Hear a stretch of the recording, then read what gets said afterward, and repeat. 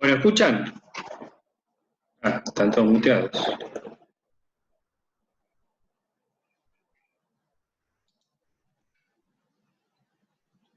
Sí, profe, lo escucha.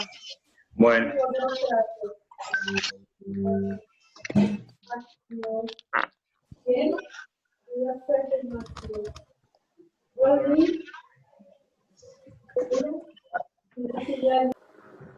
Sí, se escucha. Bien.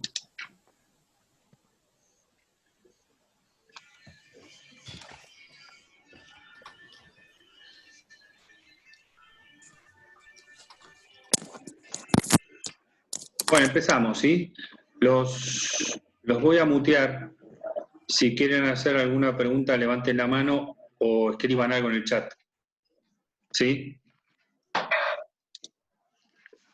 Bueno, ahora los...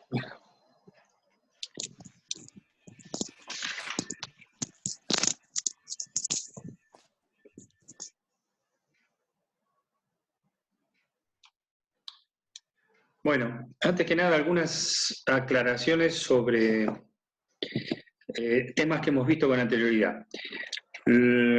A ver, voy a poner en la pantalla el programa, a ver si me deja de este. Bueno, ahí tenemos el programa. Nosotros habíamos llegado a ver presencialmente hasta la clase número 3. Nos quedamos en la clase número 4. ¿Sí? En la clase número 4 estuvimos hablando sobre los elementos del... Bien. Bueno. Estuvimos hablando sobre los elementos del contrato social. Bien. Cada uno de los elementos del contrato tiene su... De los elementos formales que están en el artículo 11 tiene su razón de ser. ¿Sí? Sobre eso no hay que explicar demasiado. Esos son los elementos que dan que dan las partes y que se dan las partes en el contrato social, y que es la forma en que se van rellenando esos atributos de la personalidad que vimos que tenía toda persona, ¿no es cierto? ¿Se acuerdan la personalidad? Que era una personalidad de la sociedad de acuerdo al artículo 2, que era una personalidad plena, pero que tenía ciertas restricciones en la medida en que era un sujeto de derecho con el alcance previsto en esta ley, y el alcance previsto en esta ley es el que daba el artículo 54, párrafo tercero, sobre la inoponibilidad. Bien, eso no tenía demasiadas, no tenía demasiadas complejidades, demasiadas vicisitudes. Después de ver los elementos, anduvimos para adelante con el tema de las nulidades. El tema de las nulidades que básicamente las nulidades, la estructura de las nulidades societarias está en los artículos 16 a 20, y sin perjuicio de otras nulidades que están diseminadas en la ley de sociedades, como las nulidades de ciertas cláusulas que aparecen en el artículo 13, o las nulidades de las decisiones orgánicas, de las decisiones de los órganos, la nulidad de las asambleas, que estudiamos en la parte de sociedades anónimas con más profundidad, y que es aplicable a las demás reuniones societarias de los otros tipos societarios, ¿sí? Que vamos a ver más adelante. La estructura de la nulidad está en los artículos 16 a 20, ustedes saben que la nulidad la estudian en derecho civil. La particularidad que tiene la nulidad en el derecho societario es que, a diferencia de lo que ocurre en el régimen de nulidades del derecho civil, en el derecho societario la nulidad no tiene efecto retroactivo, sino que, en virtud de que no se puede anular la personalidad retroactivamente, no se puede anular una persona retroactivamente, la nulidad tiene efecto hacia lo futuro, ¿sí? La nulidad es una sanción con la que se priva de efectos al acto jurídico por un vicio existente en origen, ¿sí? Aquellos actos que no pueden ser anulados porque no se pueden retrotraer sus efectos al inicio, se reemplaza esa sanción por la demanda de daños y perjuicios, ¿sí? Por ejemplo, yo cruzo la calle y me atropella un colectivo, bueno, no tengo más remedio entonces que promover una acción de daños y perjuicios porque no se puede anular ese acto. Estamos hablando de estos actos jurídicos y bueno, decíamos que la estructura está entre los artículos 16 a 20. Hay gente que está esperando que lo dejen entrar.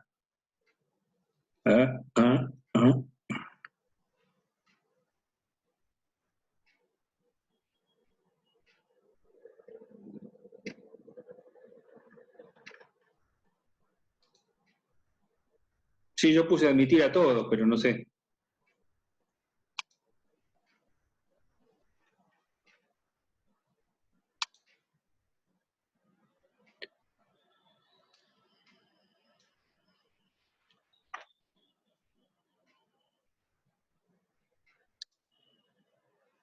Bueno, a ver ahora entonces que estamos 62. Ya entonces vimos el tema de las nulidades, ¿vieron? Las nulidades en razón de la estructura, las nulidades en razón del objeto, están en el artículo 16 a 20. Y después de ahí estuvimos viendo un poquito el tema del estado de socio. Para el estado de socio, yo les voy a subir una pequeña mini guía, ahora ni bien terminemos. Básicamente, el estado de socio consiste en los derechos y obligaciones, el status soci que suelen admitir, derechos y obligaciones de los socios. Ustedes van a ver que los derechos, casi todos los autores dividen en derechos políticos y derechos patrimoniales. Algunos no están de acuerdo entre cuáles tienen que ir, si entre los políticos, entre los patrimoniales, no importa demasiado eso. Los derechos patrimoniales, el más importante de los derechos patrimoniales es obviamente lo que espera el socio de la sociedad, que es la finalidad por la cual este tipo ingresó en la sociedad, que no es otra que la finalidad de lucro, ¿sí? Ahora, perdón, pero estoy viendo todos los que quieren entrar y entonces me disperso un poco. Hay una persona esperando, mi niña, bueno. Bien, entonces, entre estos derechos patrimoniales, el más importante es el derecho de dividendo. El derecho de dividendo es la forma en que se plasma el fin de lucro, ¿sí? Ahora, el dividendo no tenemos que confundirlo con la ganancia. Para que la ganancia que ingresa a la sociedad sea dividendo, tiene que pasar por un filtro compuesto de 3 partes. Primero, la ganancia debe estar líquida en caja de la sociedad. No es posible distribuir una ganancia futura, una ganancia que todavía no entró a la sociedad, un cheque que está por cobrarse, una sentencia que se ganó, ¿sí? Hasta que no ingresen los fondos en caja. El segundo filtro que debe pasar es que esa ganancia debe surgir de balances que deben estar aprobados por la sociedad. Esa ganancia tiene que estar en balances, en los balances de la sociedad debidamente aprobados por la Asamblea. Y el tercer punto es que la sociedad, además, en esa misma Asamblea, decida distribuirlos, ¿sí? Decida que esa ganancia se distribuya, porque los socios pueden disponer que esa ganancia quede en caja de la sociedad para lo que se llama reservas, por ejemplo, reservas de algún juicio que tenemos en trámite y que probablemente perdamos. Entonces, en vez de distribuir la ganancia, los administradores aconsejan guardarla para poder afrontar ese juicio y no repartirla. Pero eso es una decisión de la sociedad. Cuando la sociedad en asamblea decidió repartir la ganancia, entonces ahí se plasma el derecho del dividendo, y si la sociedad no le paga el dividendo al socio, el socio puede ejecutar a su propia sociedad, ¿sí? Bien. Eso en cuanto a derechos, obligaciones. Lo demás no reviste tampoco demasiada complejidad en cuanto al estado de socio. Lo que vamos a ver hoy es la administración y representación de la sociedad. También les voy a pedir que si tienen alguna pregunta sobre cosas que hemos visto hasta hoy, la formulen, ¿sí? O la vayan pensando, y por ahí se pueden hacer una lista de preguntas que nos dejan ustedes y nosotros vamos respondiendo. Lo voy a instrumentar por escrito y se lo voy a subir a Campus para que sea más ordenado. Bien, administración y representación, primer punto. La administración importa un acto dentro de la esfera interna del ente, ¿sí? La administración importa la gestión de un patrimonio, y esa administración se confía a un órgano especial, como vimos en la primera clase cuando yo les hice el dibujito de la sociedad, a un órgano especial que es el órgano de administración. Generalmente, la administración en casi todas las sociedades, pero no indispensablemente, se confunde en un mismo órgano con la representación.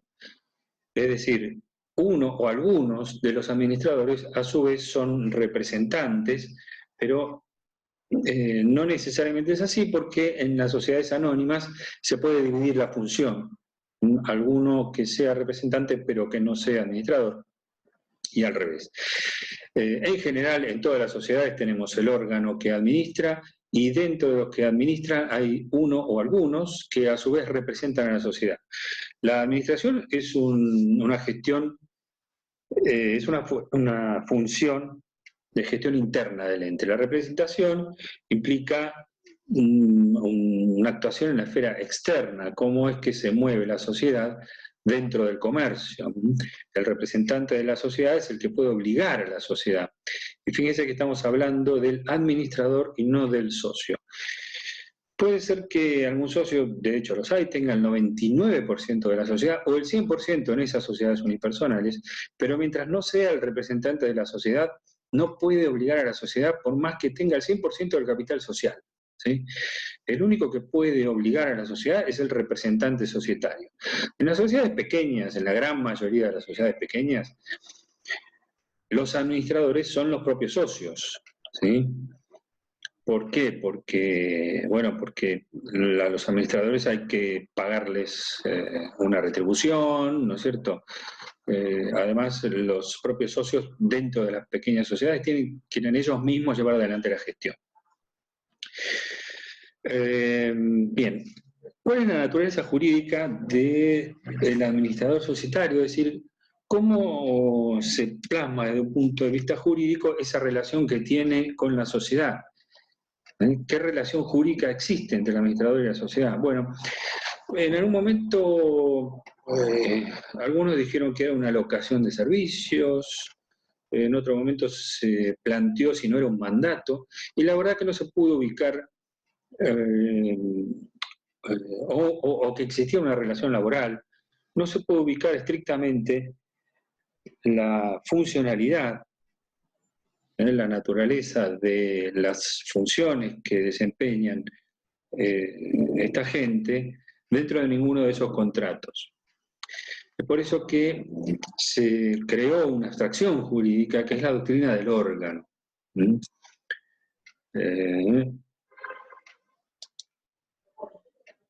Bien, la doctrina del órgano. ¿Qué implica esto de la doctrina del órgano? Que el administrador societario es un funcionario que integra un órgano necesario de la sociedad. No es dimandatario, no participa de una locación de servicios, ni tampoco de un contrato laboral, ¿sí? No percibe estrictamente un salario, sino que percibe una retribución que está ligada a la existencia de ganancias en la sociedad y además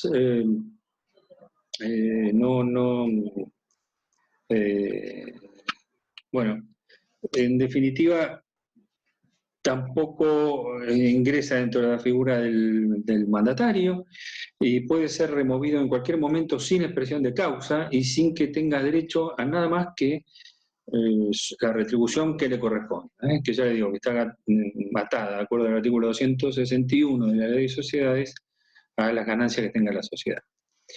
Bien, entonces tenemos que saber qué es esto de un poquito de la naturaleza jurídica y cuál es la doctrina que se aplica en este caso, la creación de la doctrina del órgano, que la tienen ustedes en cualquiera de los libros. Tercer punto. ¿Cómo es la organización de este órgano de administración y representación? Bueno, esto varía mucho según el tipo social. En las sociedades de personas o por parte de interés, como vimos, la administración y representación vienen ligadas en forma, como dijimos recién, en un solo órgano, y la ley dispone que si esta administración no estuviera prevista, no estuviera dispuesta en el contrato social, esta forma de administración, entonces se habilitaría a cualquiera de los socios, con la sola presentación del contrato, a la administración a representar a la sociedad frente a los terceros. ¿Esto qué significa? Significa que si en el estatuto social no hemos puesto quiénes son los administradores y de qué manera se ejerce la administración y la representación de la sociedad, cualquiera de los socios, invocando el contrato, teniendo el contrato y demostrando su carácter de socio, puede representar a la sociedad frente a los terceros. Acá hay que tener en cuenta una cosa. ¿Se acuerdan ustedes que una de las primeras clases yo les comenté a ustedes que la responsabilidad de los socios por las obligaciones sociales en las sociedades de personas era ilimitada, solidaria y subsidiaria? ¿Esto qué significa? Que el socio responde al ser ilimitada con todo su patrimonio, ¿sí? Bueno, indirectamente entonces, si cualquiera de los socios pudiera representar a la sociedad frente a los terceros, si cualquiera de los socios pudiera obligar a la sociedad frente a terceros, indirectamente estaría comprometiendo el patrimonio del resto de los socios. Bueno, no nos vamos a encontrar con una sociedad, primero no nos vamos a encontrar con sociedades de personas ya hoy en día, pero en todo caso tampoco nos encontraríamos con una sociedad que no tuviera una forma de administración plasmada en el estatuto y sería una grave negligencia por parte de los socios. En cuanto a las SRL y las sociedades anónimas, acá nos encontramos con una forma típica de organización. ¿Qué decimos que es típica? Que precisamente es una forma de organización especial prevista para estos tipos societarios. En la SRL, el órgano de administración y representación se llama gerencia. ¿Sí? Generalmente, en la SRL, como son sociedades pequeñas en general, suelen ser los propios socios los que ejercen la administración. Tenemos en claro que se trata de órganos distintos, ¿no? El órgano de gobierno, los socios y el órgano de administración, que pueden o no ser los socios. En las SRL suelen ser los propios socios, se llaman socios gerentes cuando son los propios socios, y si no son los socios se llaman gerentes, la gerencia. En las sociedades anónimas, el órgano típico de administración es el directorio, que se llama directorio, que es el más conocido en general por todos, ¿sí? El directorio. Bien. Ahora, perdón, ¿eh?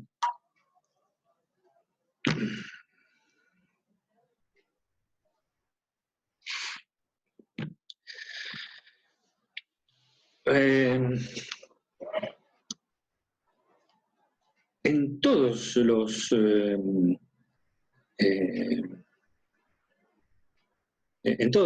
los órganos de... Sigue habiendo gente que quiere entrar. Bien. En todos los órganos de administración se puede designar a una sola persona como administrador y representante, o a más de una persona. Cuando se designa a una sola persona, este órgano es singular, ¿sí? Es un órgano de representación singular. Cuando se designa a más de una persona, el órgano es plural. Dijimos que en todas las sociedades puede nombrarse entonces un órgano singular o un órgano plural, puede ser un solo administrador, un solo representante. Entonces, en ese caso sería singular, o pueden ser más. Pero la SRL, tanto como la sociedad anónima, en donde tenemos órganos típicos que además son necesarios. ¿Por qué? Porque a diferencia de lo que pasa con las sociedades de personas, como dijimos recién, en donde hay una regla que dice que si el estatuto no prevé la forma y los administradores, entonces cualquiera de los socios administra y representa, no encontramos en las sociedades anónimas, en la SRL, en las sociedades por acciones en general y en la SRL, una norma similar.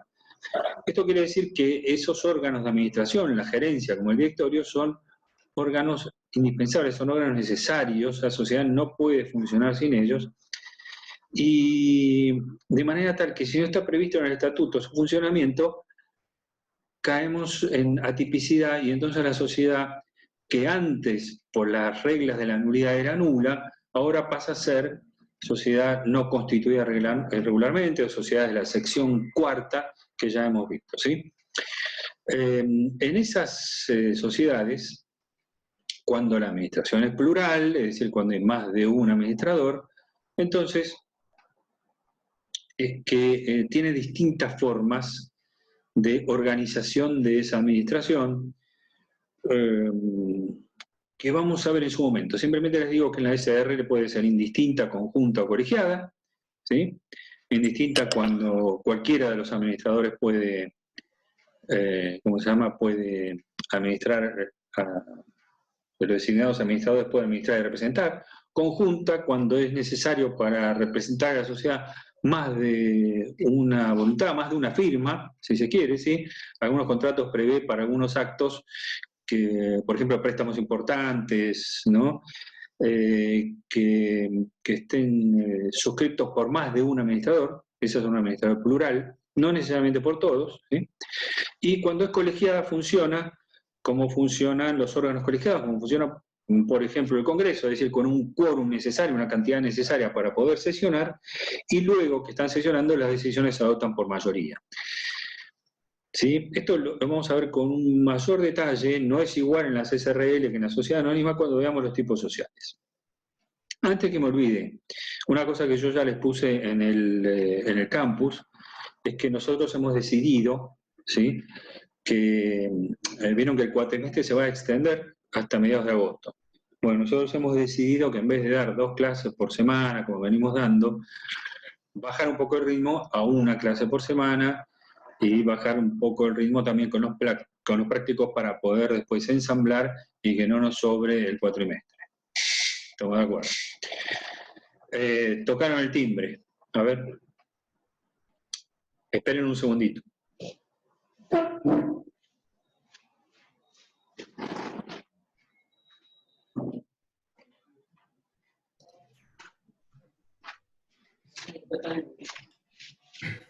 Perdóname, ¿te disculpas un segundo? Sí, ya va. Sí, sí, va. Mira, discúlpame, justo tengo que bajar un minutito. ¿Te puedo bajar? Bueno, me vinieron a traer unas zanahorias y cebollas, zapallo y esas cosas. Bueno, a ver, hay alguien en el chat diciendo, hay gente que está esperando que lo dejen entrar. No, ya entraron. Ya entraron todos, ¿no? Porque yo acá no tengo nadie que esté esperando eso. Bien. Bueno,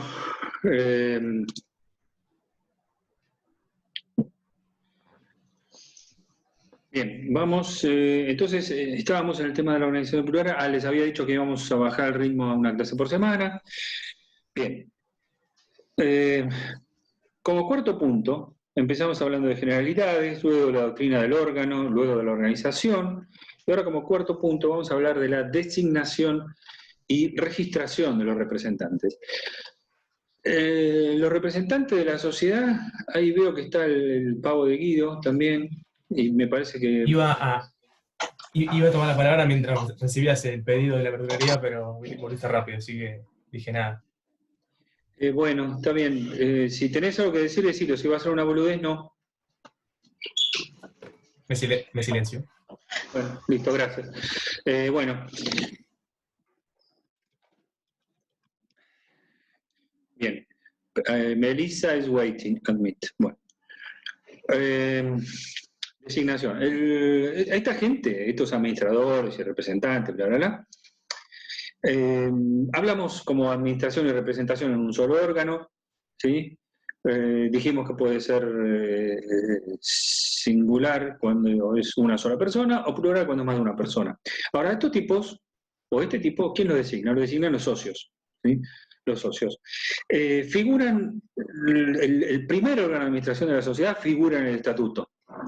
Después los posteriores son a su vez modificados, son cambiados o son designados posteriormente también por los socios, reunidos en una reunión que suele llamarse asamblea ordinaria, ¿sí? Después vamos a ver los distintos tipos de asamblea, con los requisitos que hacen falta para poder sesionar, mayorías, quórum y otras cosas. Pero bueno, son designados en una asamblea ordinaria y tienen distintas formas de designación. Ahora, cada vez que se modifica el plantel de administradores, deben inscribirse los nuevos administradores en la Inspección General de Justicia. Pero no es necesario que se modifique el estatuto, ¿sí? No es necesario que se modifique el estatuto. Es decir, los primeros administradores son nombrados en el estatuto, figuran en el estatuto, y después posteriormente, por una reunión de socios, por una asamblea, cuya acta, cuyo contenido se labra en un acta y cuya acta es inscrita en la Inspección General de Justicia. Es inscrita porque lo dispone en el artículo 60 y porque de esa manera se da a conocer a terceros y se hace oponible esa inscripción.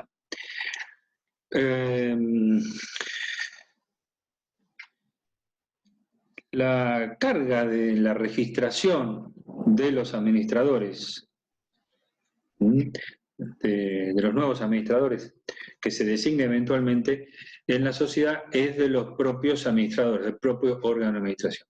Ahora, hablamos hace un rato y dijimos que este órgano de administración tenía un carácter permanente y necesario en la sociedad, y necesario dentro de la sociedad. A ver, para cambiar los administradores del estatuto, ¿hace falta algo especial o pueden dejar de serlo y ya?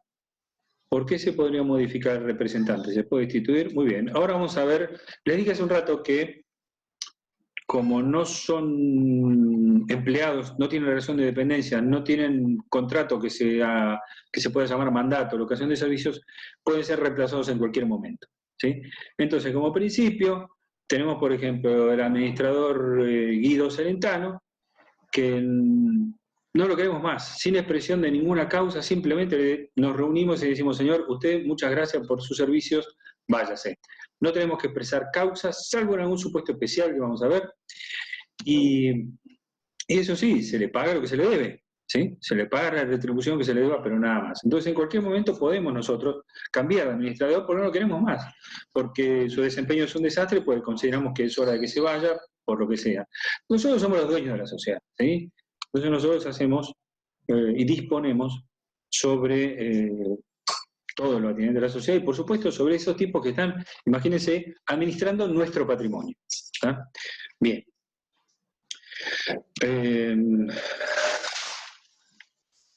Gracias de nada a todos. Bien. Fenómeno. Bueno. Estaba diciendo, sí, que esta gente es un órgano necesario en las SRL, en las sociedades anónimas, y vamos a ver que tiene un plazo de duración. Ahora, ¿qué pasa cuando vence ese plazo de duración? Bueno, no pasa nada. En la mayoría de las sociedades sucede lo mismo, no pasa nada. ¿Qué significa que no pasa nada? Que aún vencido el plazo, los administradores siguen administrando a la sociedad, ¿sí? Hasta que sean reemplazados. A veces pasan años y no son reemplazados. Y no contiene la ley de sociedades una sanción o una disposición de nulidad de actos o algo parecido.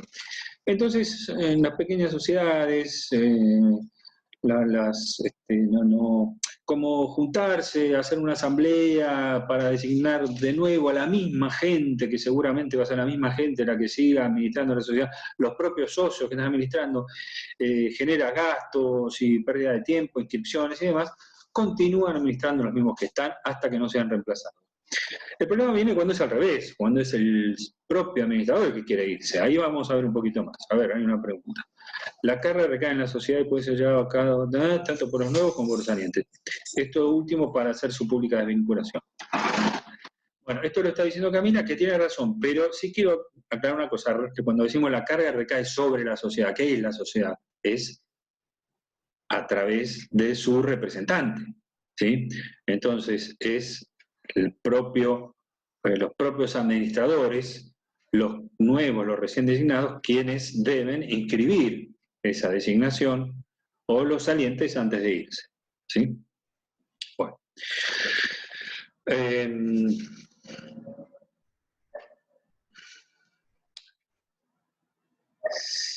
Otro punto, régimen de renuncia y remoción. Bueno,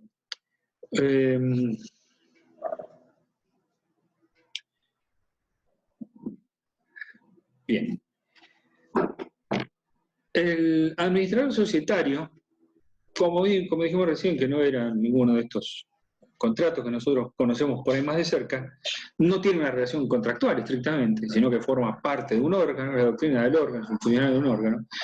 Entonces la ley le permite a los administradores societarios desvincularse en cualquier momento. En cualquier momento, ¿sí? Con la única condición de que esa desvinculación no sea ni intempestiva ni dolosa. Ni intempestiva ni dolosa. ¿Qué significa esto? Bueno,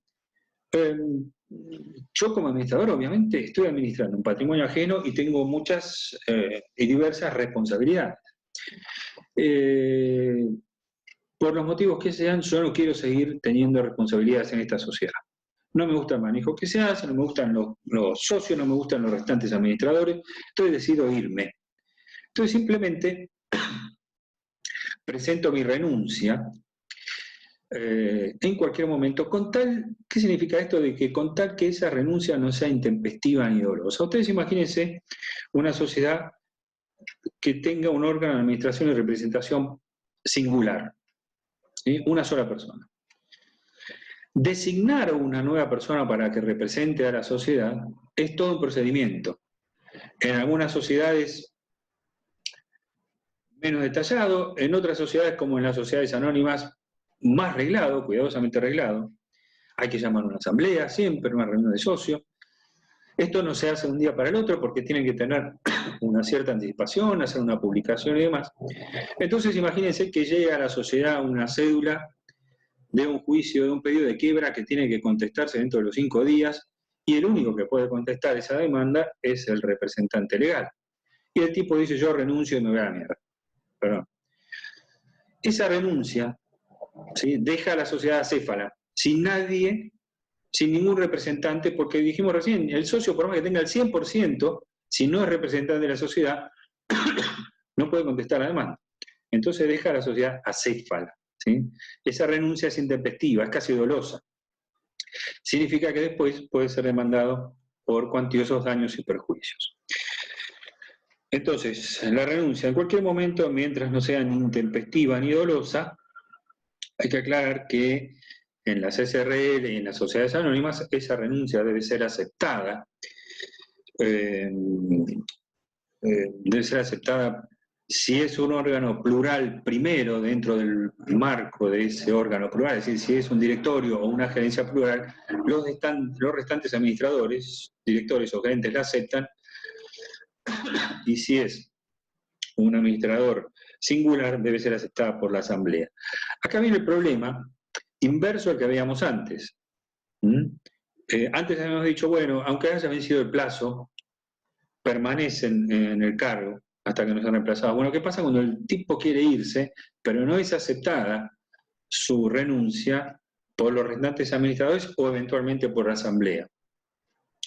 Antes había que hacer todo un procedimiento complejo dentro de un juicio. A partir de dictado de ciertas normas de la Inspección General de Justicia del principio del año 2000, creo que son, es posible que ante un procedimiento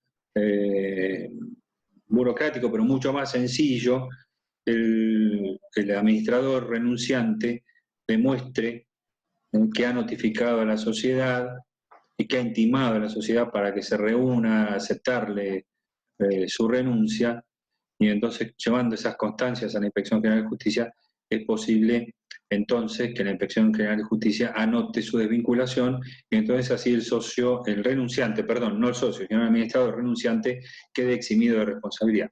Fíjense qué responsabilidades si el tipo agarra un día y decide levantarse e irse sin que su renuncia quede debidamente registrada. ¿Por qué? Porque frente a terceros él sigue siendo el administrador. Y una de las consecuencias de esto es que, por ejemplo, si la sociedad cae en cesación de pagos y en quiebra, va a ser responsabilizado el administrador, por más que se haya ido, si es que no dejó asentada, si es que no dejó registrada su renuncia en la Inspección General de Justicia. Bien, hasta ahí estamos.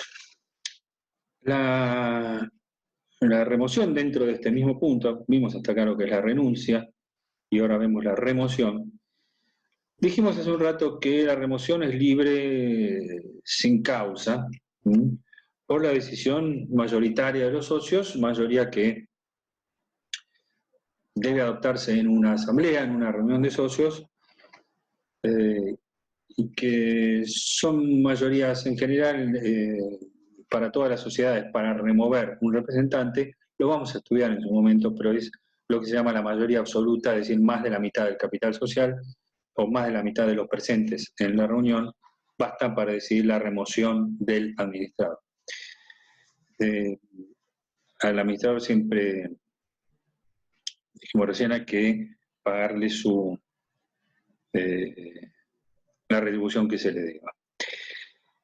Bien. Vamos al siguiente punto, que es lo que tiene que ver con la representación frente a terceros. Ahí encontramos en los artículos 58 y 59 de la Ley de Sociedades. El artículo 58 señala que, dispone que el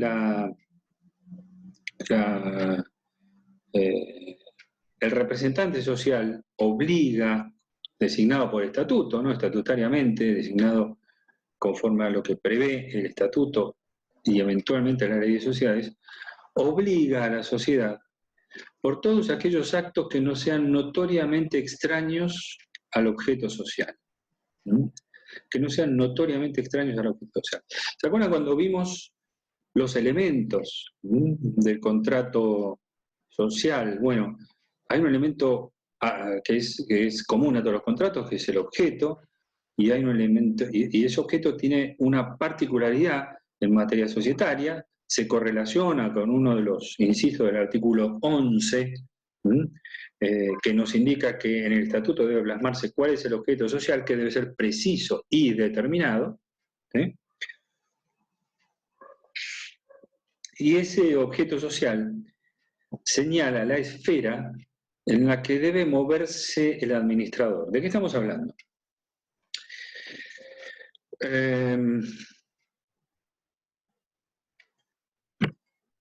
Fíjense, ¿no? El objeto que está plasmado en el estatuto, de acuerdo al artículo 11, nos señala a qué se va a dedicar la sociedad.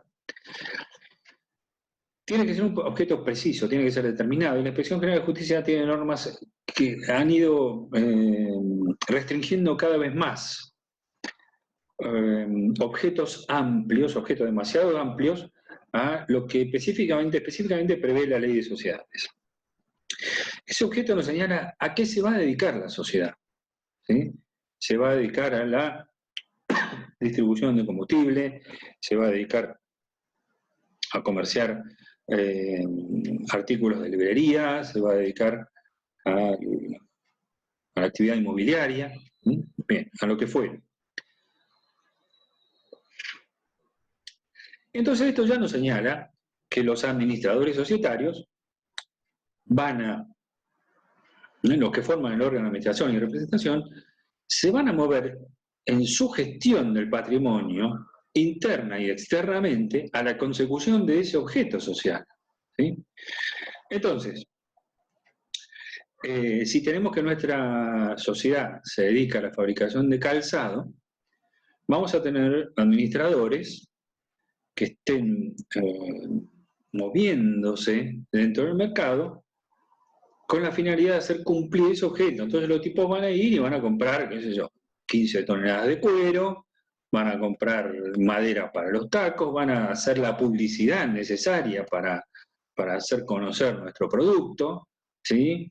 El marketing, lo que sea. Bien. Cuando la sociedad contrata, entonces, a través de estos administradores, la sociedad queda obligada, ¿sí? El representante o los representantes frente a los terceros obligan a la sociedad, obligan a esa persona. Por eso nosotros como socios tenemos que tener mucho cuidado al designar administradores. Ahora, ¿cuál es el alcance de esa obligación? La ley dice, la obliga a la sociedad por esos actos que no sean notoriamente extraños al objeto social. El administrador de nuestra fábrica de calzado llegó a la Serenísima y compró 30 toneladas de dulce de leche. ¿Ah? Entonces, la sociedad adquirió el dulce de leche, la Serenísima le llevó el dulce de leche al galpón, y la sociedad no lo paga, no paga el dulce de leche. Entonces, ¿cuáles son las consecuencias de la falta de integración de ese pago? ¿Puede, es decir, el tercero, el vendedor, puede ejecutar a la sociedad? No, no puede. ¿Por qué no puede? Porque este es un acto que es notoriamente extraño al objeto social. ¿Se entiende? Entonces, cuando la sociedad, cuando la Serenísima, cuando ese tercero quiera cobrar el crédito que tiene contra la sociedad válidamente puede negarse, puede decir, mire, este es un acto notoriamente extraño al objeto social, con algunas particularidades que ahora vamos a ver. ¿Y la Serenísima a quién le cobra? Bueno, le va a tener que cobrar personalmente al administrador que llevó adelante este acto fuera de la sociedad. El perjuicio, alguien causó el perjuicio, pero el perjuicio no lo causó la sociedad. ¿Por qué? Porque este era un acto notoriamente extraño. Tiene algunas particularidades esto. Al decirnos notoriamente extraño, nos está diciendo que en caso de duda, la sociedad queda obligada, ¿sí? Hay muchos actos llevados adelante por los administradores que van a entrar dentro de ese margen de duda, y entonces en ese caso sí queda obligada la sociedad. y cuando queda obligada la sociedad por culpa de los desatinos de algún administrador que ha ejercido sus funciones negligentemente, bueno, el que va a responder va a ser el propio administrador. Ahora lo vamos a ver un poquito con más detalle. Ahora, también hay que ver cuál es el alcance de la responsabilidad del que está contratando, ¿sí? Entonces, en un contrato importante, en un contrato grande, en un contrato de este tipo, como el que acabamos de decir recién, o en préstamos que pide la sociedad, hay una carga correlativa de la persona que está co-contratando de verificar que, ¿cómo se llama? De verificar los alcances de la representación, ¿no es cierto?, del sujeto que está contratando por la sociedad. Tiene que pedir el estatuto, como mínimo, para ver cuál es el objeto, y tiene que pedir aquellas constancias de las cuales surja que este tipo es el representante de la sociedad. Una norma en el Código Civil y Comercial de la Nación, que había también antes en el Código Civil, que indicaba que es mayor la responsabilidad de aquel que, en virtud de sus propias cualidades, está obligado a informarse, ¿sí? Entonces, no es lo mismo cualquier persona que contrata a la sociedad en el marco de un contrato común que, por ejemplo, un banco que no verifica la representación del tipo que le va a pedir un préstamo, ¿no es cierto? Bueno, entonces hay una corresponsabilidad de ambas partes al contratar, según la naturaleza del contrato y de la persona del co-contratante.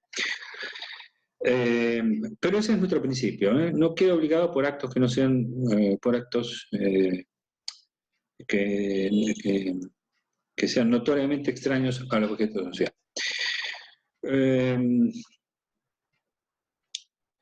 Ahora, cuando hay una particularidad también en este artículo 58,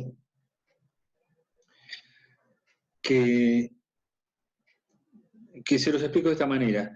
Cuando la administración es plural, es decir, cuando administra y representa más de una persona, pueden existir cláusulas del estatuto que dispongan que para determinados actos, lo vimos hace un rato, sea necesario que firmen dos personas, que firmen dos administradores, que representen en forma conjunta dos administradores de la sociedad. La ley dispone que la infracción a esta norma, en vez de firmar dos, firma uno. La infracción a esta norma es inoponible a los terceros. Es inoponible a los terceros. Esto quiere decir, si para extender un determinado contrato era necesaria la firma de dos de los administradores representando a la sociedad, y lo hizo solo uno de ellos, como principio, la infracción a esta norma estatutaria es inoponible al tercero, de manera que la sociedad quedaría obligada igual frente a tercero. Quedan exceptuados de esta inoponibilidad los títulos de crédito y determinados contratos están previstos ahí en la ley, pero nosotros tomemos nada más esto como principio. Es decir, las limitaciones internas a esa representación plural son inoponibles a los terceros. Bien.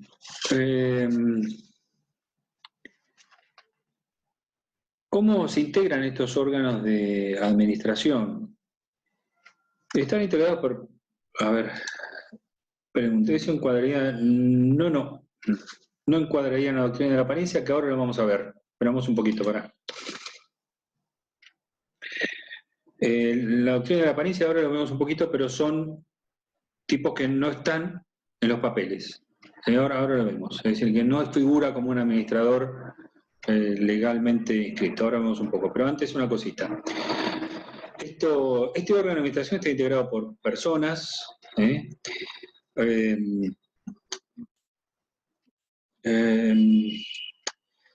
cuya responsabilidad se rige por el artículo 59.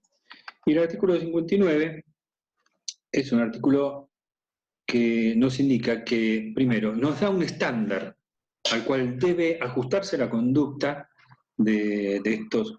A ver, ¿en qué horario están? Nos da un estándar al cual debe ajustarse la conducta del administrador. El administrador tiene que llevar adelante su gestión como administrador de acuerdo al buen hombre de negocios, habla la ley. Esto es un estándar que aparece en otras áreas del derecho, el buen padre de familia, por ejemplo.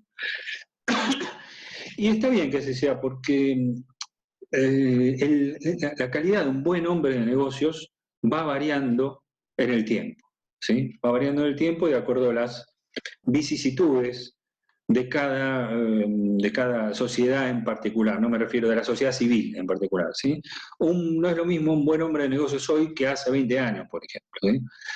Aparte, nosotros estamos acostumbrados a crisis recurrentes, es decir, el buen hombre de negocios es un hombre previsor, es un hombre avezado para el negocio que está llevando adelante. Entonces, todo eso se va modificando con el transcurrir del tiempo, ¿sí?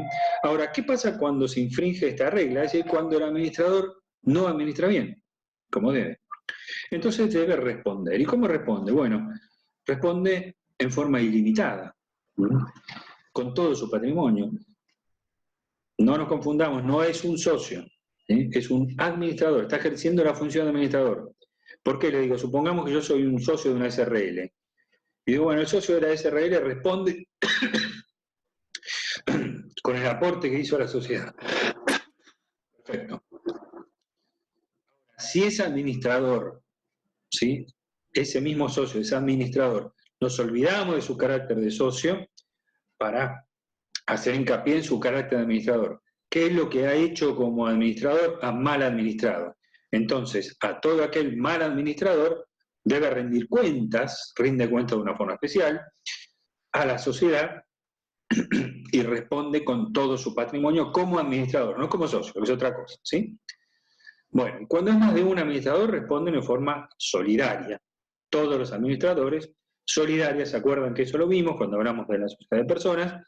Es decir, que la sociedad puede exigirle responsabilidad a cualquiera de los administradores por el total de la deuda sin perjuicio de las acciones posteriores que existan entre ellos. Entonces responden en forma ilimitada y solidaria frente a la sociedad. ¿Y cómo responden? Es decir, ¿cómo se efectiviza esta responsabilidad? Bueno, se efectiviza, lo vamos a estudiar con detenimiento. En materia societaria, el 90% de las causas que tramitan en los tribunales son o por impugnación de una asamblea, vamos a ver en su momento, o por responsabilidad de los administradores. Es decir, la sociedad es la que debe decidir en primer término si les va a iniciar una demanda de responsabilidad a los administradores societarios. Bien. Esta demanda va a ser una demanda, va a ser una demanda que llamamos una demanda común por responsabilidad, igual que en la responsabilidad civil ustedes tienen que haber estudiado obligaciones. En materia de responsabilidad tenemos 4 presupuestos para poder exigir responsabilidad: la antijuridicidad del acto, el factor de atribución, la relación de causalidad y la existencia de un daño. Esos 4 presupuestos deben demostrarse en una acción de responsabilidad contra los administradores, ¿sí? Esta gente dura en su cargo 3 años, ¿sí? Pero permanecen hasta que no sean reemplazados, ¿sí? Pueden ser reelegidos indefinidamente, ¿ah? ¿Qué es lo que ocurre la mayoría de las veces? Que los administradores que han hecho un buen desempeño son reelectos. Bien. ¿Y qué más decimos de la responsabilidad? Bueno, la ley habla de que existe responsabilidad cuando el administrador ha violado la ley, el estatuto de la sociedad o algún reglamento interno que tenga. Ya les digo, esto lo vamos a estudiar con mayor detenimiento cuando veamos sociedades anónimas. La remuneración de esta gente está prevista en el artículo 261 en general para todos los administradores. El 261 habla de sociedades anónimas, se aplica en general para todas las sociedades. Bien, este artículo 261, miren, en la ley de sociedades hay un montón de normas tuitivas de las minorías. Tuitivas, que significa que protegen a las minorías.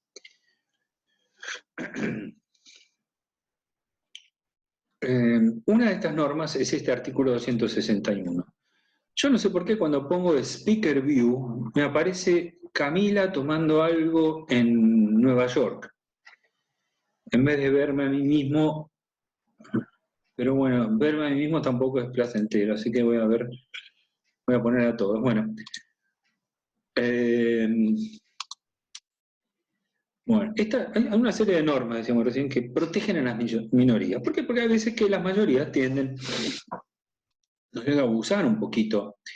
Poné vista del hablante arriba a la derecha. Sí, Speaker View puse. Speaker View es vista del hablante, creo yo, pero ponés y aparecés vos. No sé por qué. O sea, bueno, mejor vos que Guido y mejor Guido que yo, pero rarísimo. Sí, vos sos rarísima también. Bueno, no importa. No importa, es lo mismo. Bueno, vamos de vuelta a lo que estábamos viendo. Las mayorías suelen abusar de las minorías, ¿no? Entonces, hay una serie de normas que están dadas para proteger a las minorías. Pero a veces suele darse al revés y suele existir un abuso de las minorías, ¿no? Lo primero que hay que ver es que hablamos cuando hablamos del estado del socio, cuando hablamos del interés social, básicamente, cuando hablamos de la affectio societatis, no me gustan los términos latinos, pero prácticamente no hay otro similar. El affectio societatis es un poquito ese elemento ese elemento de fondo del contrato social.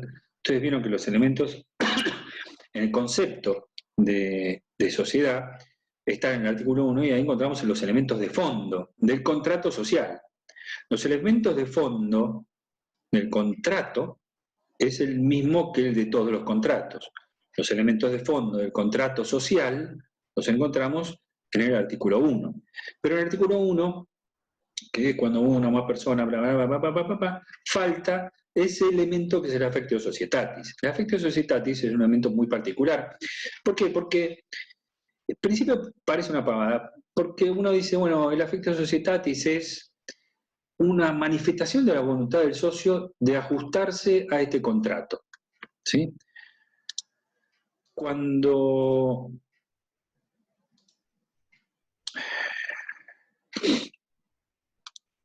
y uno dice, bueno, cuando yo voy a comprar un alfajor, yo doy una especial manifestación de la voluntad de ajustarme a este contrato. Yo le voy a pagar la guita. Sí, está bien, es cierto. Pero este contrato es muy particular. ¿Se acuerdan que dijimos que es plurilateral? Bla, bla, bla? En este contrato, las decisiones se toman por mayoría. Entonces, yo tengo que tener en cuenta cuando voy a suscribir este contrato que a veces, y de acuerdo a la participación social, a la cantidad de acciones que tenga, salí. Está el gato. De acuerdo a la participación social que yo tenga, no voy a tener la mayoría, ¿sí? Entonces, yo tengo que adaptarme a lo que decida la mayoría, ¿no? Esto como principio. Ahora, es por eso que la ley de sociedades contiene normas para evitar que las mayorías abusen de las minorías. Fíjense este artículo 261. Dice, bueno, la remuneración de los administradores, por todo concepto, no podrá exceder el 25% de las ganancias, ¿sí? Cuando se trate de funciones normales atinentes a la gestión de la sociedad. Bien.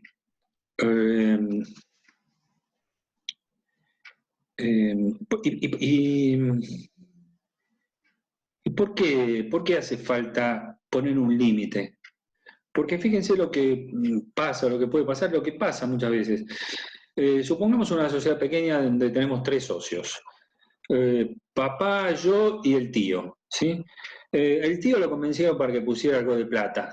Entonces puso algo de guita en la sociedad, pero no quiere administrarla. Él quiere que le paguen cada tanto dividendos.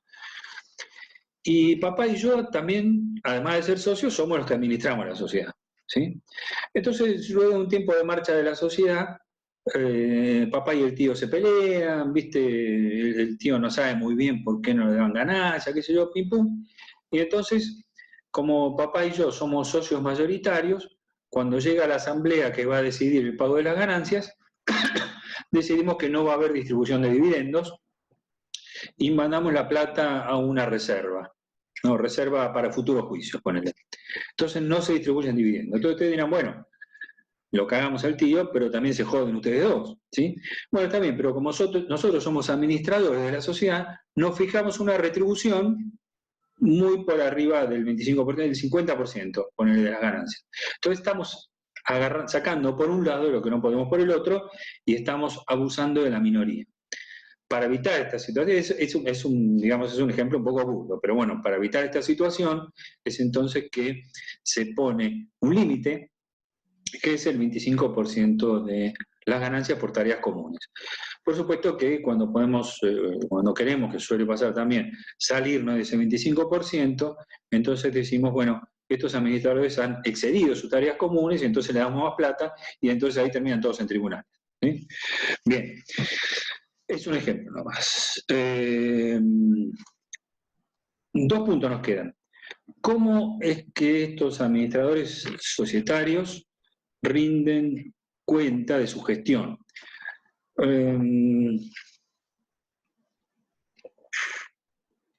Entre mandante y mandatario. A ver, mal, al revés. Todo aquel que administra un patrimonio ajeno, todo, no administradores societarios, sino cualquiera que administra un patrimonio ajeno, que se me tildó. ¿Qué te pasa, María Sol Novoa? ¿Qué se te tildó?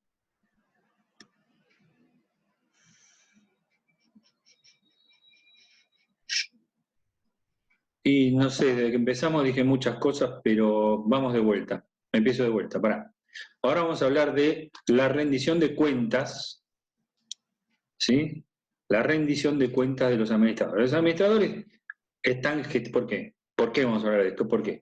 Porque están administrando un patrimonio ajeno. ¿Sí?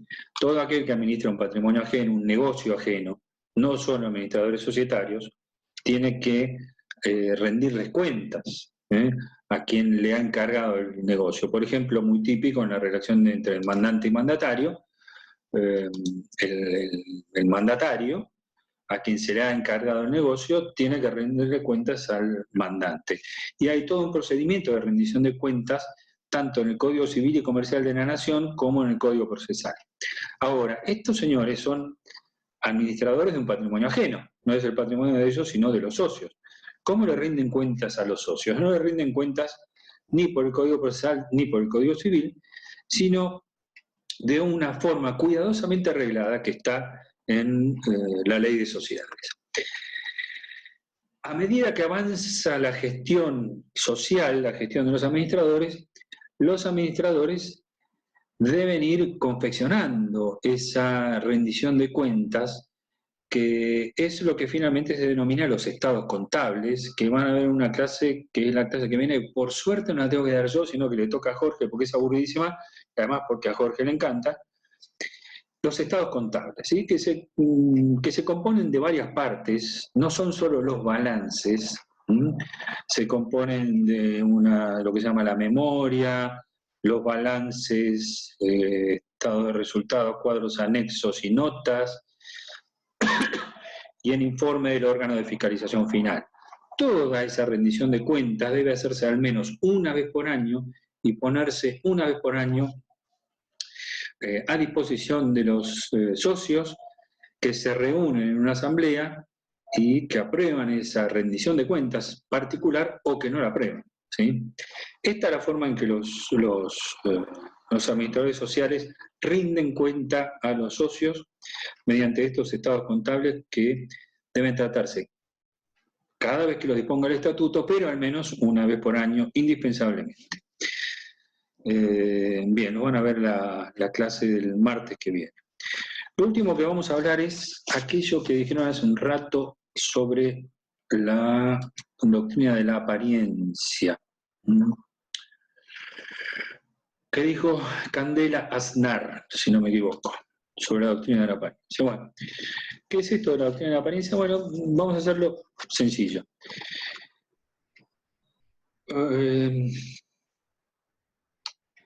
Sucede que a veces hay, digamos, personas que se dicen representantes de la sociedad, que actúan incluso con sellos de la sociedad, pero que no forman parte directamente del órgano de representación de la sociedad. Muchas veces son los propios socios. Y que actúan por la sociedad, invocando la sociedad, a nombre de la sociedad, y que luego cuando la sociedad es demandada por el cumplimiento de obligaciones que ha contraído este sujeto que no forma parte del órgano de representación, entonces la sociedad las desconoce, diciendo este tipo no tiene nada que ver con nosotros. Entonces esta doctrina de la apariencia es una doctrina que se basa, digamos, la doctrina de la apariencia tiene raigambre en el derecho civil. Estudian ustedes en contratos o en obligaciones probablemente. ¿Cuál es el sustrato de esta doctrina de la apariencia? Bueno, aquel que ha permitido, ¿no?, con su actuación, estamos refiriéndonos a la sociedad, que permite la actuación de este tercero, que nada hace, en conocimiento de la actuación de este tercero, nada hace a los fines digamos, de poner en claro cuál es la verdadera situación, de hacer saber a ese tercero que no es este representante de la sociedad, que tolera la actuación de este sujeto, que no es representante social, pero que actúa como un representante social. Entonces, como la sociedad, al tolerarlo, al facilitarlo, crea la apariencia de que este sujeto efectivamente es representante social, entonces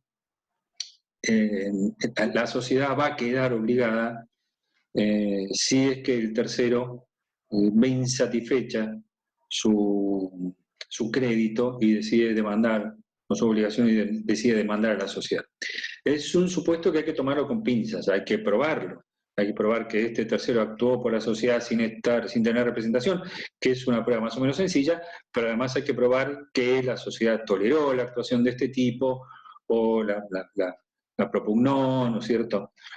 Suelen ser propios socios que, como tienen el 99% de la sociedad, entonces tienen un sello que dice administrador o representante, una cosa así, y en esto hay que tener en cuenta también esa particular calidad que puede tener el tercero. ¿Viste? Es admisible en determinados supuestos, no es admisible en otros, según quién sea el que está contratando. Por eso hay que ver cada caso en particular con mucho cuidado e interpretación restrictiva, y entonces Candela, aparte de los socios, también puede hacerlo personas ajenas a la sociedad, si pueden ser, en la medida en que la sociedad tolere esa ¿cómo se llama?, esa actuación.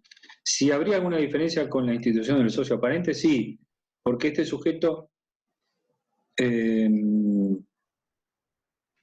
puede ser que no sea socio, o puede ser que sí sea socio, pero no socio aparente, sino un socio real que está ejerciendo una función de administrador, no obstante que no ha sido designado como administrador, ¿sí? El socio aparente es aquel socio que aparece en el estatuto, pero no es socio. Estos son casos en donde son socios, que sí son socios, pero que se están inmiscuyendo en la administración, ¿sí? Están ejerciendo la administración como si fueran administradores reales, pero en realidad no lo son. Y la sociedad, por supuesto, que de él mismo, porque tiene el 99%, admite esta situación. Pero ya les digo, interpretación restrictiva probada en cada supuesto particular, ¿sí? Bueno, vamos a terminar con una cosita que no tiene que ver con esto, alguna referencia, yo me salté por arriba el tema de las sociedades de la sección cuarta. La apariencia está en su calidad de administradores, pero no necesariamente de socios. Sí, exactamente, es un sujeto que está apareciendo como administrando la sociedad. Puede ser que sea socio, puede ser que no sea, pero aparece como administrador de la sociedad. Y la sociedad, por supuesto, conoce y tolera esta situación. ¿Está? Bien. Muchas veces hay lo que se llama un administrador de hecho, ¿sí? Se pone un fulano en el contrato como el administrador que aparece frente a terceros, que firma, pero hay otro que generalmente es un socio que administra verdaderamente la sociedad. De nada. Bueno, me iba a referir un poquito a la sociedad de la sección cuarta, porque es uno de los temas quizás más relevantes de la parte general, ¿sí?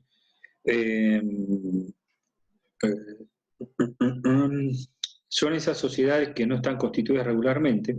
Ustedes saben que, ya hemos hablado algo de esto, nosotros podemos juntarnos, los que estamos acá, en esta pantalla, hacer un aporte y, qué sé yo, alquilar un inmueble, poner un bar, un restaurante, contratamos empleados, ponemos plata para comprar mesas, sillas, y los mozos, y el alquiler, y la habilitación, y lo que sea, y después nos dividimos las ganancias, y si hay alguna pérdida ponemos plata. Sin embargo, no tenemos un estatuto, tenemos por ahí un contrato hecho entre nosotros para arreglar cómo nos vamos a dividir las ganancias, nuestros derechos. Nadie nos puede prohibir esto, ¿sí? Esto es lo que se llama, antiguamente se llamaban sociedades de hecho, ahora se llaman sociedades no constituidas regularmente. Si ustedes quieren sociedades irregulares, sociedades de hecho también viene bien.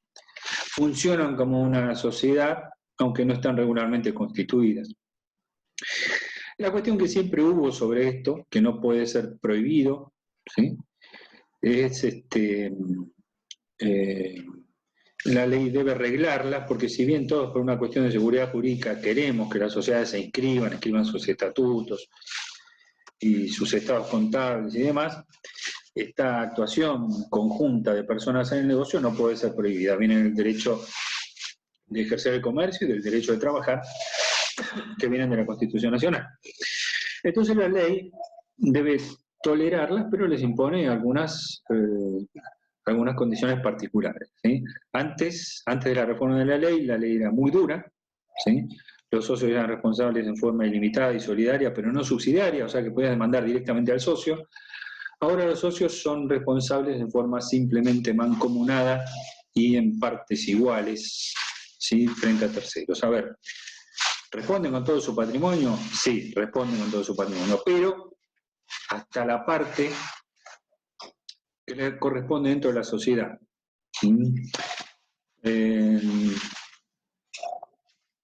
Es decir, y en partes iguales. Esto significa que si hay 3 socios, por esa obligación, cada uno de los socios va a responder en el 33% de la sociedad. Tiene otras particularidades, esto sobre todo si es que existe un contrato escrito y este contrato es conocido por los terceros. Como principio, los terceros no pueden desconocer la existencia del contrato, cosa que sí pasaba antes, ¿sí? Entonces, tiene algunas particularidades en cuanto a responsabilidad, porque fíjense que la responsabilidad, cosa curiosa y bastante criticable, es menos compleja, es más liviana, si se quiere decir, que en las sociedades colectivas, ¿eh? Porque en las sociedades colectivas el socio responde en forma solidaria. En cambio, en estas sociedades que no están inscritas, a diferencia de las sociedades colectivas, en estas sociedades no inscritas responden en forma simplemente mancomunal, ¿sí? Entonces eso ha sido una crítica bastante importante de la ley. Entonces fíjense, hay los artículos de responsabilidad y los artículos acerca de la oponibilidad del contrato frente a terceros. Y acá me está preguntando Emma cómo se las puede controlar. Mirá, exactamente no sé cómo te referís no sé a qué te referís con controlar, pero a ver, es ciertamente un tema complejo. ¿Por qué? Porque hay una gran mayoría de sociedades no inscritas regularmente, ¿sí? Sobre todo en el interior del país. Los tipos se juntan, ponen una estación de servicio son hermanos, son familiares, y no van a ver al abogado, no quieren saber nada de papeles. Se inscriben, sí, inscriben impositivamente, probablemente lleven sus libros, que no deben estar registrados, ¿no es cierto? Tienen que tener registros laborales, también libros laborales, porque se los impone la legislación laboral para desempeñarse. Tienen que inscribirse impositivamente porque necesitan, ¿no es cierto?, tener un quit y demás y lo que sea. Ahora, ¿cómo se las controla para que no hagan actividades ilícitas o prohibidas? Bueno, a ver, en la gran mayoría de las sociedades inscriptas tampoco se las controla. Vos tenés un control de constitución que hace el IGJ cuando vos le llevás el estatuto. Todas las sociedades tienen que pasar por el IGJ a inscribir su estatuto. Y ahí, en el estatuto, si vos ponés que tu sociedad se dedica al tráfico de cocaína, obviamente no te la van a inscribir. Ahora, si vos ponés que tu sociedad se dedica a la actividad bancaria, pero después traficás cocaína, nadie te lo va a controlar tampoco, ¿sí? No es que la IGJ va a mandar gente a controlarte. No es que por el hecho de que estés inscripto te van a controlar. Solamente se hace un control más fuerte en las sociedades. No sé si hablamos nosotros del artículo 299, ¿sí? Que son esas sociedades en donde por algún motivo existe un interés público superior por el cual tienen mayores controles, ¿sí?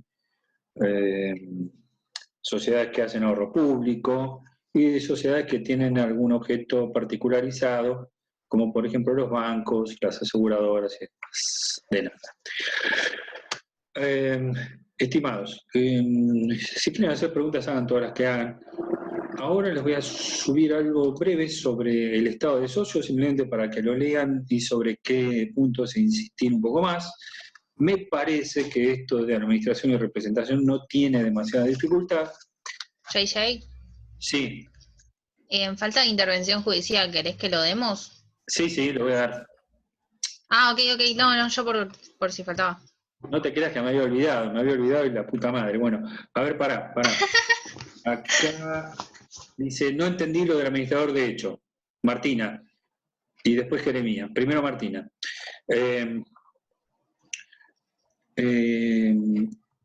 Esta sociedad, el 100% de la sociedad o el 99% de la sociedad es de Jorge Estela.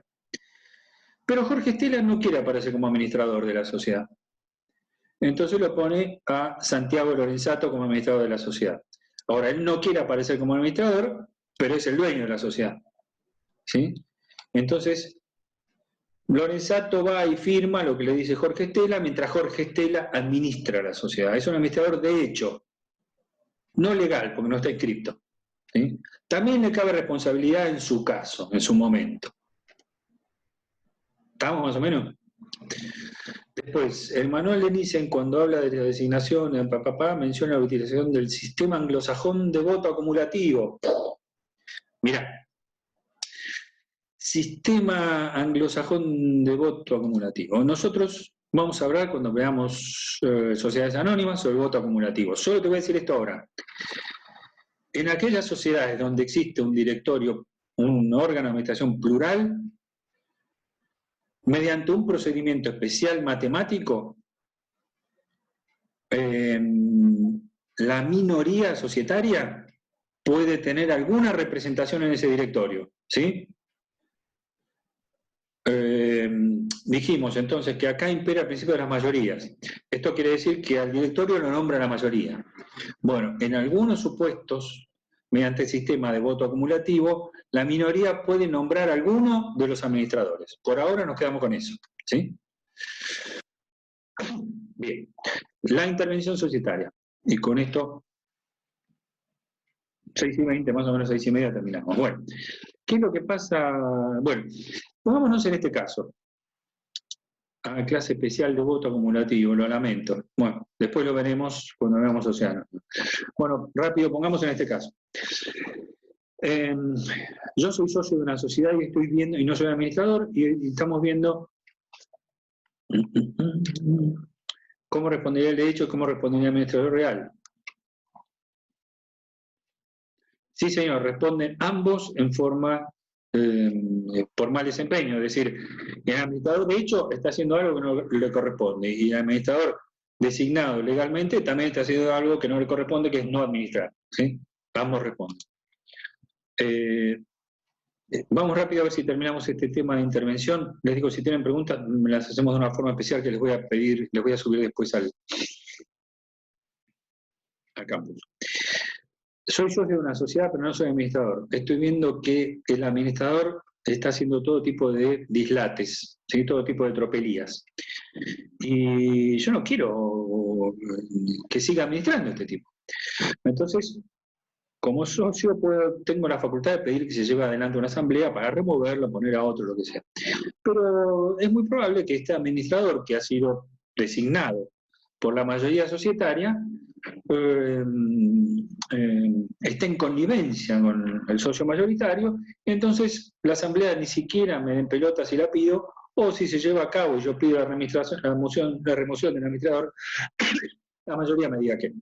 ¿Qué puedo hacer mientras tanto? Bueno, vamos a recurrir a una medida cautelar. Ustedes han visto medidas cautelares, medidas precautorias, probablemente en procesal. Son aquellas medidas que anticipadamente tienden a hacer efectiva una eventual y futura sentencia, ¿no es cierto? Entonces yo tengo que demostrar al juez, como todavía no hay una sentencia, tengo que demostrar al juez, primero, que tengo verosimilitud en mi derecho, es decir, que tengo una fuerte probabilidad de que vaya a ganar el juicio. Segundo, que hay peligro en la demora. ¿Por qué? Porque este tipo, cuando yo saque la sentencia, por ahí la sociedad ya no existe más. El peligro en la demora tiene que estar referido a la sociedad. Las medidas cautelares societarias, hay dos previstas en la ley de sociedades, una para el órgano de administración y una para el órgano de gobierno, tienden a proteger no al socio, sino a la persona societaria, a la personalidad societaria. Entonces el peligro en la demora que se me exige para toda medida cautelar tiene que estar referido al peligro, el peligro debe estar referido a la sociedad, no a la persona del socio. Y entonces, con estas condiciones y otras más que pide la ley de sociedades, iniciar una acción de remoción, en normas que están entre los artículos 113 y 117 de la ley de sociedades, por ahí andamos, existe la posibilidad de que mientras yo llevo adelante las medidas judiciales necesarias, se intervenga el órgano de administración, el juez intervenga el órgano de administración en distintas medidas para evitar un mal mayor para la sociedad.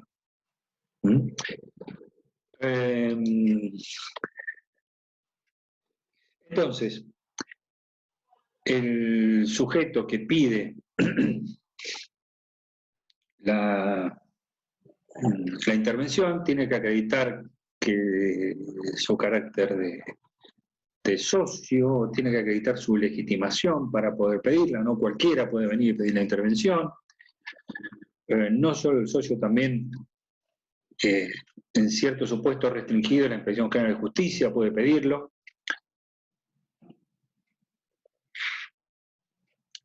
Y tiene que acreditar esos presupuestos.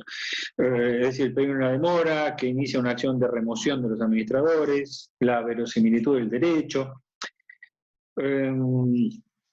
¿Qué clase de intervención puede disponer el juez? Tres tipos de interventores puede designar el juez. Primero, uno que se llama veedor. ¿Sí? El veedor es un sujeto, sí, vi lo de la contracautela, pero la contracautela para mí no es un requisito para que el juez te la dé, sino que es un requisito para que se efectivice, ¿sí? El juez te la va a dar, pero te va a decir, primero tenés que poner una contracautela, ahora lo vemos un poquito, si tenemos tiempo. Tres clases de medida. Candela no terminó de entender bien el fallo que hablaba sobre la cautelar, ahora va a mirar. Camila, sí. Tres clases de medidas puede disponer el juez. La veeduría. La veeduría, el juez designa una persona de su confianza que interviene en el órgano de la sociedad, va a la administración de la sociedad y en el expediente le informa al juez sobre determinadas cuestiones que hacen a la administración y que se le piden. Bueno, Me están apurando. Bueno, es un buchón, ¿sí? No tiene injerencia en la administración, sino que va y le dice al juez, mira, acá está pasando esto y esto y esto. La segunda forma es la coadministración. Es una persona de confianza del juez que va a la sociedad y se integra al órgano de administración como un administrador más, coadministra con el resto y tiene las mismas responsabilidades que los restantes administradores y es igual que un administrador societario más. Y la tercera forma es la forma de desplazamiento, es decir, la más gravosa, en donde el juez ya dice, bueno, estos tipos están haciendo tantas cagadas que los vamos a desplazar de la administración y yo voy a designar mi propio administrador o mis propios administradores hasta que termine el juicio o durante un cierto tiempo y le da unas ciertas funciones. Terminada su labor, le regula honorarios, y bueno, fíjense los artículos que es sencillo, no es demasiado complicado, está en la sociedad, y le damos paso a ver Camila, vos o Guido, iban a hablar del fallo. Dale. Olis, no, nosotros dos queremos primero hablar del fallo y después del TP de nulidades porque Dale, hay muchos dale, chicos dale. que quieren ver el tema del TP. Bueno, el fallo, ¿alguien lo leyó? ¿Alguien quiere activar el audio para contar un poco el fallo? Pasamos a las dudas, como ustedes quieran. Espero. Nadie, bueno. Bueno, el fallo básicamente es, se establece una medida cautelar poniendo un vedor en la sociedad, pero la sociedad apela. Ya van a ver en los artículos, el artículo 117 dice que la solución que establezca un veedor, un coadministrador o un administrador puede ser apelado al solo efecto devolutivo, es decir, la sociedad puede apelar esta decisión del juez. La cuestión es que esta decisión fue apelada por la sociedad porque ya se tramitaba en un proceso de exhibición de libros, que era por eso que habían establecido un veedor. La cuestión es que, si ya se había llegado a una resolución en lo de la exhibición de libros, la figura del veedor no tenía motivo por qué estar en la sociedad, es decir, era solo una simple fiscalización por parte del administrador que no estaba conforme con lo que exhibían los libros, en vez de establecerse puramente una figura de veedor, como lo establece el artículo 113 a 117, es decir, no cumplía la función que tenía que cumplir. No sé si quedaron dudas sobre eso, o sobre intervención en sí, que... ¿Para qué voy a activar la cámara? Porque no se ve muy bien, ¿no? Ok. ¿Nadie quiera decir algo, que tenga dudas sobre eso?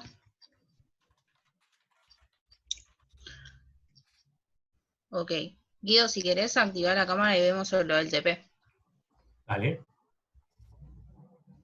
Quedó claro entonces el tema del fallo. Y de intervención judicial en sí, como ¿Quién para... había dicho que tenía dudas del fallo? Candela. ¿Se entendió, Candela? Perfecto. Ok. Bueno, vemos rápidamente el fallo, el TP, que hubo varios chicos que pedían devolución y está bien. Esto sería bueno hacerlo tipo interactivo, onda, habilitan el micrófono, contestan y seguimos, si no es un embole, y lo hacemos rápido. Sí, y tardamos un montón de tiempo, así se van yendo a tiempo y no les demoramos más. Vamos rápido. El primer supuesto decía, Cosentino SRL cuenta con 3 socios. Jorge, de 35 años, Santiago, de 54 y Guido, que tiene 17 años. ¿Hay nulidad o no hay nulidad? Bueno, ahí Bien, ustedes pueden ir, responden. escriben o habilitan el micrófono, es indistinto. ¿Nulidad vincular? Exacto, hay nulidad vincular. Porque Guido es menor de edad. Perfecto. Exacto, no tiene plena capacidad jurídica. Si lo quieren para poder ampliar sus respuestas o para si les queda alguna duda, yo les dije que el artículo 28 deja que los herederos menores de edad puedan entrar a las sociedades, pero si tienen responsabilidad limitada, es decir, por ejemplo, a una SRL.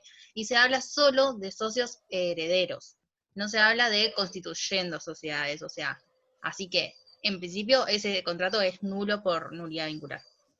Bien. Así que los que respondieron eso está perfecto. Seguimos. La sociedad Stella S.A. presenta el trámite de constitución anti-GJ y en su estatuto dispone que no contarán con un directorio. ¿Hay nulidad? Sí, de Sí, estructura. estructura, ¿no? Correcto. Exacto. No puede no tener órgano de administración por todo lo que dijo su señoría en la clase de hoy, ¿no? Exacto. Es un requisito esencial de las sociedades anónimas. Todas las sociedades. Bueno, el directorio puntualmente de la sociedad anónima, pero el órgano Exacto, de sí, sí, sí. administración de cualquier sociedad. Seguimos. Celentano SRL presenta su contrato social ante DGJ, el mismo dispone que sus socios son 54. Sin Bien. nulidad de estructura. Exacto, También. no cumplen con los requisitos esenciales del tipo 50. social de la SRL que contempla el máximo 50. Exacto, las SRL tienen como máximo 50 socios, para que quede claro. Acá con la manito así hay que sacar esta. Alberto, Sociedad en Comité por Acciones, cuenta con 10 socios comanditados y 10 socios comanditarios. Fernández S.A. es la única sociedad socia que es tanto comanditaria como comanditada. ¿Hay nulidad? No.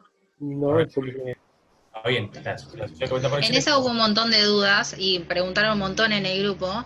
O sea, yo ya sé que no vimos Sociedad Comandita por Acciones, ya lo vamos a ver en su momento, pero era más relacionado al fallo. Era como que en el fallo te decía, tiene que haber 2 que sean puramente de cada tipo. Entonces, ¿se permitiría que haya uno que comparta los 2? La respuesta es sí, obviamente era apelar tipo a la lógica, no quería que se vayan a la sociedad comandita por acciones. No sé si quedó claro. Lo que hay que sacar de esto es que tiene que haber socios comanditarios y tiene que haber socios comanditados. Puede Sí. haber socios que acrediten los 2 caracteres. Los 2 caracteres o los 2 tipos societarios, eso de todas formas se va a ver cuando se vea en la parte, digamos, especial con sociedad. ¿Ok? Encontré la respuesta. Sí, Está obvio. perfecto. O sea, en Sociedad Comandita por Acciones te va a dar todas las respuestas. Lo que pasa es que no llegamos a ese tema, tampoco quería que se vayan hasta allá. No entendí, dice Mechi. Pero, ¿en qué parte? Para ir directamente y responderte. Porque ahora que es una sociedad comandita por acciones, pero Ujú. después abajo dice que es una SA. Pienso que son 2 tipos societarios No. diferentes, porque una SA tiene socios comanditarios. No, la SA, Fernández S.A., es accionista de Alberto S.A. Exacto. Eso Sabés que no lo entendí, los socios no lo pueden había ser tanto entendido. personas físicas o personas humanas como personas jurídicas. Entonces Fernández S.A. en este caso es una de las socias de Alberto S.A. ¿Bien? Que sea SA no modifica nada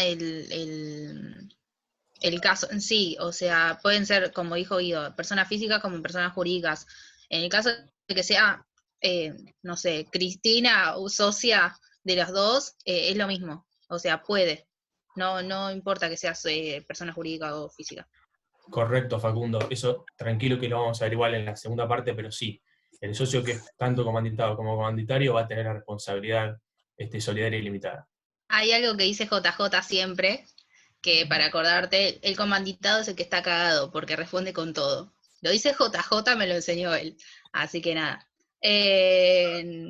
Lo dice él, yo repito. Ok. Seguimos.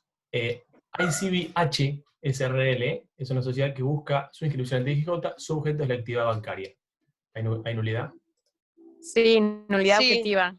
Bien, objeto Exacto, prohibido es para el objeto tipo. prohibido, no ilícito. Claro. Claro. Clara esa, ¿no? Simple. Seguimos. El Estatuto de Artero S.A. En el Estatuto de Artero S.A. se lee la siguiente cláusula. El ejercicio económico cierra el 31 de diciembre de cada año. Las ganancias de cada ejercicio se repartirán conforme el siguiente detalle. 100% para el accionista Guido y 0% para el accionista Camila. ¿Hay nulidad o no? Ahí respondió Francisco, que se había confundido, respondió antes. Exacto, no se le puede dar un beneficio a uno y excluir a otro. Está en las cláusulas leoninas del artículo 13. Exacto. ¿Dudas con eso o no? ¿Seguimos? Perfecto. Bien, Ok. seguimos. Lorenzato SRL tiene como objeto la venta, al por menor y por mayor, de productos lácteos, etc. El director Guido le propone al director Santiago distribuir estupefacientes, bueno, etc. Al ver que sus ganancias aumentan, deciden seguir realizando esta comercialización. Esa es muy fácil, ¿no? Sí, es nulidad objetiva porque porque hay una actividad ilícita. Exacto. El objeto No, es lícito, la actividad es ilícita. Claro, exacto, no es objetiva, sino según la actividad. No, el problema no es el objeto ahí, sino la actividad que realizan.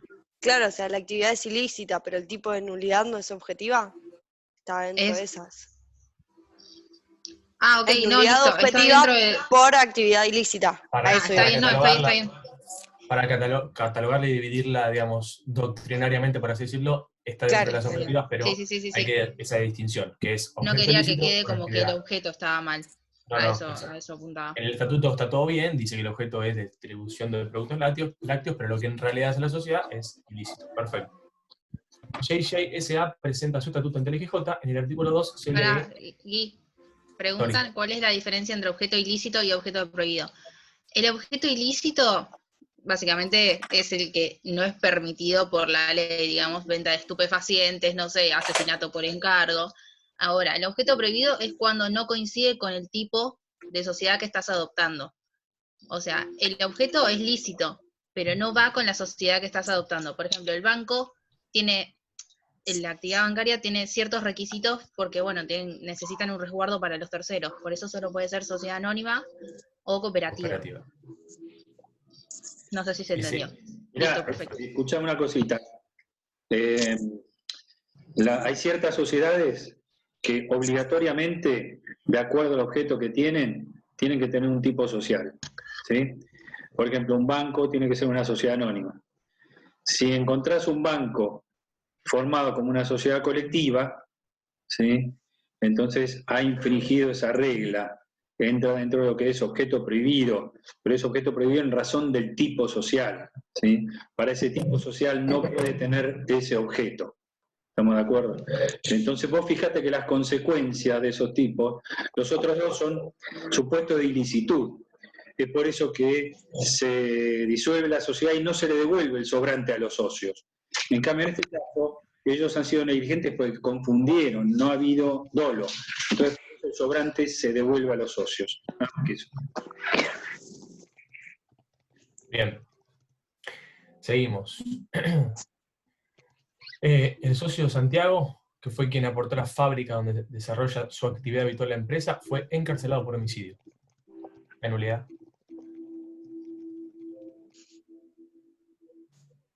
Sí, muy bien. Bien, vincular. Correcto. El socio, digamos, Por el aporte comprometido. Exacto. Era esencial para el funcionamiento de la misma. Correcto. Exacto. Muy bien. En ese caso aplica nulidad vincular porque, bueno, porque Santiago sería encarcelado, y nulidad del contrato porque desencadena en que es esencial para la sociedad el aporte. Bien.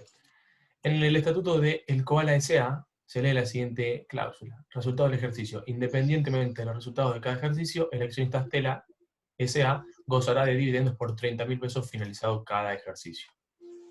¿Hay nulidad? Sí, nulidad de cláusulas del contrato social. Exacto. Artículo 13, cláusula leonina. Correcto. Exacto. Artículo. Supuesto 13. En UMI SRL son dos socios, Guido y Pelar. Guido es declarado en quiebra. ¿Hay nulidad? Sí, nulidad vincular. Bien. Francisco, tu respuesta. Bueno, ok, está bien. Es que estoy leyendo, voy leyendo el grupo y el coso. Correcto, nulidad vincular. El mismo caso que el tipo demandado por homicidio. Siguiente. En el contrato social de MT-SRL se lee la siguiente cláusula. Adquisición de participación. Se deja constancia que en cualquier momento de vigencia del presente contrato, el socio Guido podrá adquirir la participación del socio Santiago por un monto equivalente a 1 millón de pesos, independientemente de la cantidad de cuotas que el socio posea y el valor que tenga de las mismas. ¿Hay nulidad? Sí, también por las cláusulas en el contrato social, porque determinan un precio para la adquisición, independientemente de la cantidad de cuotas y demás. Es el inciso de cuotas 5 y el valor que pueden del tener. 13. Es artículo 3. Anteúltima. Lorenzato S.A. busca su inscripción. Lorenzato Sociedad Incomodita por Acciones busca su inscripción ante IGJ. Cuenta con 20 socios comanditarios. ¿Hay nulidad? Sí, nulidad objetiva. Exacto. No cumple con el requisito de los dos distintos categorías de socio de las SCA. Y la última, Ordoño y Sociedad Colectiva, presenta el trámite de constitución ante IGJ. En el contrato constitutivo reza: los socios responderán en forma mancomunada y por partes iguales. ¿Hay nulidad? Sí, de estructura. Bien. ¿Por qué? Porque deben responder de manera solidaria, subsidiaria, ilimitada y solidaria. Correcto. Eso es lo que dice la ley. Entonces, el orden público y el contrato, un estatuto no puede ir en contra de esto. Listo. Yo quiero decir algo. Perdón. Hay algo que no sé si está del todo claro. Cuando hay omisión de requisitos esenciales tipificantes, como sería el directorio o la gerencia, hay que tener cuidado porque la reforma, se fue reformada la ley de sociedades en el 2015 y ya no se prevé la nulidad, ¿sí? Sino que se prevé que la sociedad quedará encuadrada dentro de la sección cuarta como una sociedad irregular. Entonces, en esos supuestos donde falta el directorio, la gerencia, ya no hay nulidad, sino que pasa de pleno derecho a ser una sociedad irregular, con las consecuencias de las sociedades de la sección cuarta que no están inscritas. ¿Estamos de acuerdo? Bien. Eso lo dice especialmente el artículo 16 o 17, no sé por ahí, fíjense. Y bueno, lo último, que yo tengo un montón de papeles acá y quería, justo encontré, vieron esto de la inscripción de los administradores de la que hablamos hace un rato, que tiene que hacerse una publicación en un diario de circulación amplia y en el boletín oficial, haciendo saber quiénes son los nuevos administradores. Acá encontré una chiquita que dice FIS en Sociedad Anónima por un día, de la provincia de Buenos Aires, con domicilio en tal, Montegrande, provincia de Buenos Aires, comunica nuevo directorio elegido por la Asamblea General Ordinaria del 6 de octubre del 2018, a las 15 horas, nuevo director titular y presidente, Henry Rolando Mendoza Cuevas, nacido en tal fecha, bla, bla, bla. ¿Sí? Era eso nomás, una pequeña aplicación práctica de lo que es una publicación de la designación de un nuevo administrador. Bien, si no tienen más nada, bien, nos vamos. Francisco dice: tengo dudas respecto a la pregunta de las SCA. Sí, o sea, a lo que apuntaba no era a que vayan otra vez a la sociedad comandita por acciones, sino a por qué cada tipo tiene sus requisitos esenciales. Y en las sociedades comandita por acciones, ese tipo, o sea, que haya dos categorías de socios es un resguardo del tipo, porque también es una seguridad para terceros, es decir, saber con qué sociedad estás contratando, un resguardo para la IGJ, es resguardo de tipos, si no, no habría tipos y cada uno haría la sociedad que quiera y los terceros contratarían con quien quieran. Era más a eso lo que apuntaba, no a por qué una sociedad comandita por acciones, sino por qué se consideran esenciales esas categorías. Las sociedades en comanditas, ya sea simples o por acciones, ya casi hoy no existen, ¿sí? Yo tengo una sola. Sí, de vez en cuando aparece alguna, son sociedades antiguas o sociedades que se han hecho con alguna finalidad poco clara. Ya cuando veamos los tipos societarios les voy a poner algún ejemplo. ¿Se admite contrario de qué, Tamara? De la responsabilidad. Bueno, o sea, los socios pueden pactar responsabilidades distintas, pero frente a los terceros van a responder solidaria, ilimitada y subsidiariamente. O sea, después entre ellos se arreglarán, pero no va a ser oponible a terceros ni ante la IGJ. Igual no se vuelvan locos con cosas digamos, puntuales, específicas de cada tipo, porque ya lo vamos a ver. Claro. Ahora la idea era que viera el tema de las nulidades. La mayoría de los socios o la mayoría del capital social. Es lo mismo, Daniela. ¿Sí? Puede ser que haya un solo socio que tenga más del 50% y entonces ese socio va a ser el que designe al administrador. ¿Mm? ¿Estamos? ¿Alguna otra duda?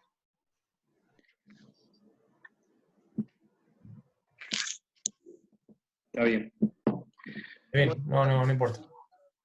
Nos vemos entonces la semana que viene. Listo. El martes que viene.